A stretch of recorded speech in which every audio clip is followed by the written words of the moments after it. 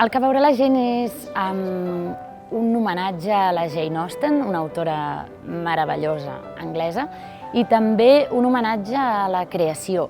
Laura Waite és una autora potentíssima. Aquí parteix d'una novel·la inacabada, l'encàrrec que li van fer o que es va fer ella mateixa, vés a saber, m'agradarà molt preguntar-li amb ella quan vingui a l'estrena, per què va decidir afrontar el repte d'acabar aquesta novel·la inacabada de la Jane Austen. La Jane Austen té 6 novel·les només. Aquesta seria la 7ª si l'hagués acabada.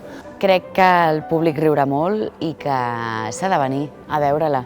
Tenim una colla de col·laboradors, d'equip artístic realment poderosíssima. El primer acte de Jane Austen té una sinopsi, com totes les obres de Jane Austen. Família, famílies que tenen més diners, famílies que en tenen menys. Macromuntatge, perquè és amb moltíssima gent, molts actors i moltes actrius. Serà espectacle, això us ho puc assegurar, i sorprenent, molt màgic.